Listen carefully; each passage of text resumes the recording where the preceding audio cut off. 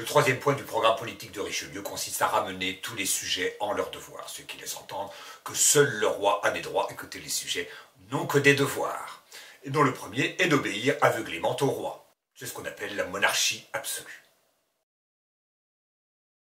Le premier corps qui dispose de droits dont l'origine est féodale, la même que l'origine du pouvoir du roi, c'est la noblesse.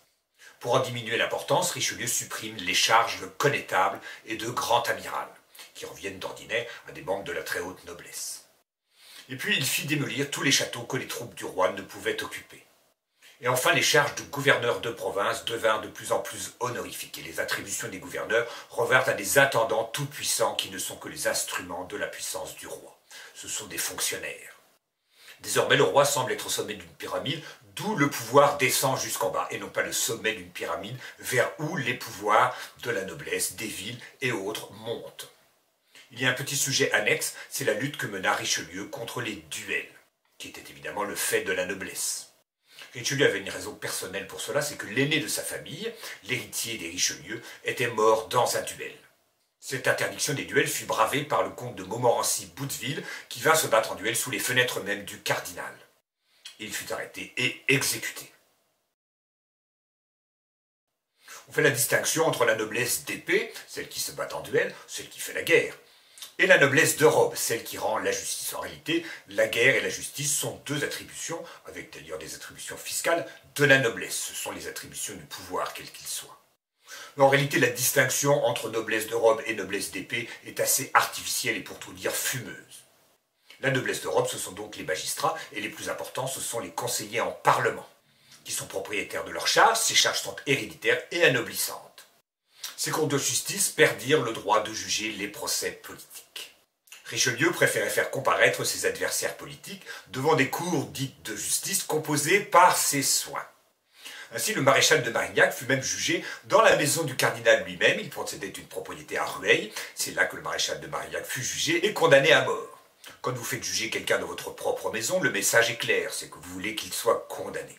Mais Richelieu s'offrit le luxe de déclarer « Ah bon, je ne pensais pas que ce qu'il avait fait méritait la mort. » Il avait pris part à la journée des dupes, qui était une tentative de remplacer le Premier ministre par un autre. Et néanmoins, Richelieu ne fit rien pour faire gracier Marignac, qui fut donc exécuté. Et puis Richelieu ordonna au Parlement désormais d'enregistrer les édits royaux sans adresser de remontrances. Les parlements sont des cours de justice, mais ils enregistrent les édits royaux puisque ceci modifie les lois. Il existe déjà des lois, quand on en ajoute de nouvelles, il faut vérifier qu'elles sont compatibles avec les lois antérieures, et compatibles avec les coutumes de chaque province. C'est ce que fait le Parlement. Désormais, il n'a plus le droit de rien vérifier, il enregistre purement et simplement les édits. La plupart des sujets ne sont pas nobles, c'est le tiers-état qui est la quasi-totalité de la population et qui se compose d'une forte proportion de paysans. Mais les misères de la guerre, puisque Richelieu a eu l'excellente idée de faire entrer la France dans la guerre de 30 ans qui ravage tout le monde germanique, les misères de la guerre provoquent des hausses d'impôts. On se rappelle qu'en 1614, les États généraux avaient demandé une assemblée capable de consentir à l'impôt. Cette assemblée n'existe pas, le roi lève tous les impôts qu'il veut et il en veut beaucoup. C'est ainsi qu'éclata la révolte des Croquants en Guyenne qui dura de 1634 à 1647. Ce n'est pas rien. Et il y eut aussi en Normandie la révolte des Va-nu-pieds en 1639. Ces révoltes furent réprimées par de nombreuses pendaisons. La décapitation est réservée à la noblesse, elle est plus élégante et plus individuelle. Mais la pendaison a l'avantage d'être faite en quantité, ce qui la rend quand même aussi très agréable à regarder.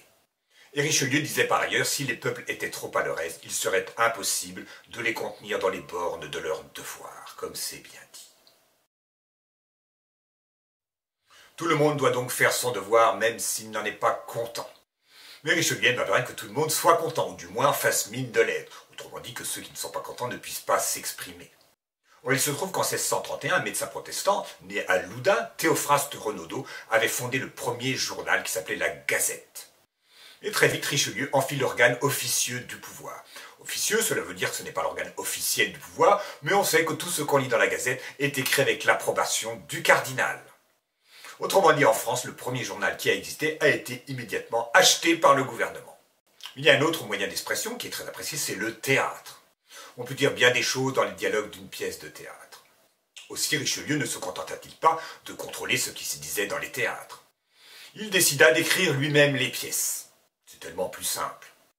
Il alimentait donc les théâtres en pièces composées par lui-même et rédigées, mises en vers par un atelier de jeunes dramaturges dont faisait partie Pierre Corneille, qui néanmoins ne supporta pas très longtemps la férule du cardinal, surtout que le cardinal de Richelieu se croyait du talent. En 1635, Richelieu fonda officiellement l'Académie française dont il fut le protecteur. En fait, c'était le roi qui en était le protecteur. Cette académie avait pour mission de définir le bon usage de la langue française et puis aussi de rédiger un dictionnaire. La rédaction de ce dictionnaire fut extrêmement laborieuse. D'ailleurs, le résultat est une œuvre plutôt comique, avec des définitions assez absurdes et controuvées. Le premier tome, d'ailleurs, ne parut qu'en 1694. Il est intéressant de signaler qu'entre-temps, un académicien qui s'appelait Furetière s'était lassé de la lenteur de ce travail. Et il avait rédigé lui-même un dictionnaire qui parut en 1685. Et pour le punir de cette insolence, il fut chassé de l'Académie française. Il ne reste pas moins que le dictionnaire de Furetière fut réédité constamment jusqu'à nos jours et qu'il est une source excellente sur l'état de la langue au XVIIe siècle. Et on constate que le pouvoir royal évolue dans un sens exactement contraire à celui qui était souhaité lors des États généraux de 1614. Finalement, on avait bien fait de les remplacer par un bal.